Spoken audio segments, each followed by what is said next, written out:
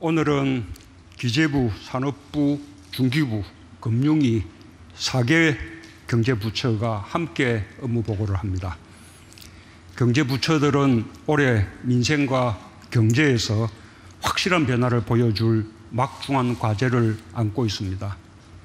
최근에 코로나19 사태로 인해 어깨가 더 무거워졌습니다. 모두 지금까지 잘해 주었습니다. 특히 지난해 세계 경기 하강과 일본의 수출 규제 등 대외적 도전에 맞서 적극적 재정정책과 선제적 정책 대응으로 경제 회복의 발판을 마련했고, 한편으로는 경제 구조의 근본적 전환과 체질 강화를 위해 혁신, 포용, 공정의 길을 중단 없이 달려왔습니다. 신산업 육성과 제2의 벤처붐으로 혁신 성장의 토대를 구축했고, 일자리 반등과 분배 지표의 개선으로 포용성도 강화되었으며 불공정한 거래 관행이 개선되고 대기업과 중소기업의 상생 협력이 늘어나는 등 공정경제의 성과까지 더해지며 혁신적 포용국가의 기틀을 마련했습니다. 경제부총리를 중심으로 어려움을 극복하고 많은 성과들을 만들어낸 모든 경제부처와 소속 공무원들의 노고에 특별히 격려와 치하의 말씀을 드립니다.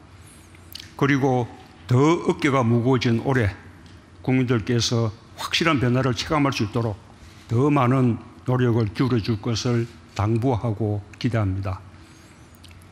지난해 경제부처의 활동 중 가장 뜻깊었던 것은 일본의 수출 규제에 대한 대응이었습니다. 정부, 기업, 국민, 민관이 혼연일체가 되어 단 한 건의 생산 차질도 없이 어려움을 이겨냈습니다. 3대 품목의 대일 의존도를 낮추었고 소재 부품 장비 자립화에 대한 자신감이 생겼습니다. 위기를 오히려 기회로 반전시킨 좋은 사례가 되었습니다. 나는 그 성과도 기쁘지만 그 과정을 더 소중하게 여깁니다. 대중소기업, 수요기업과 공급기업 간의 상생협력과 범부처적인 협업의 경험은 앞으로도 우리가 유사한 문제를 해결해 나가는 데 있어서 좋은 교훈이 될 것입니다. 이번 코로나19의 대응에서도 범부처적인 협업이 빛났습니다. 질병관리본부를 중심으로 중앙사고수습본부와 정부 합동지원단을 통한 범부처적인 협업이 지금까지 신종감염병의 대응에 큰 효과를 보았다고 생각합니다. 앞으로 코로나19의 피해를 최소화하고 경제 활력을 되찾는 데 있어서도 강력한 대책과 함께 경제부처들 간의 빈틈없는 협업을 당부합니다. 이번 코로나19의 경제적 피해는 지난 2015년의 메르스 사태 때보다 더 크게 체감이 됩니다. 불황이 장기화되면 우리 경제뿐 아니라 민생에도 큰 타격이 될 것입니다. 그야말로 비상하고 엄중한 상황입니다. 국외적인 요인의 피해는 우리의 대응에 한계가 있다고 하더라도 국내의 소비활동과 여가 활동까지 과도하게 부풀려진 공포와 불안 때문에 지나치게 위축된 측면이 있습니다. 이제는 국민의 안전을 지키는 한편 경제 활력을 되살리는 데 전력을 기울여야 할 때입니다. 정부는 끝까지 긴장하며 방역에 최선을 다할 것입니다.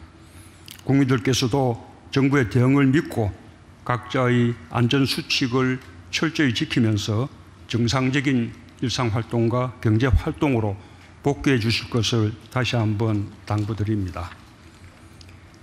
소비 위축으로 매출이 떨어진 관광업체와 전통시장, 음식점 등 자영업자들에게 현실적으로 가장 큰 어려움은 점포 임대료입니다. 지금 전주시를 비롯한 일부 지역에서 코로나19의 피해를 함께 극복하기 위한 건물주들의 자발적인 상가 임대료 인하 운동이 일어나고 있습니다.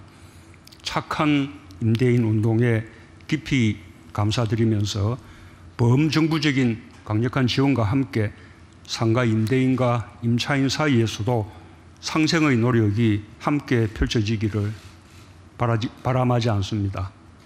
국민들께서도 적극적인 소비 진작으로 호응해 주시기 바랍니다.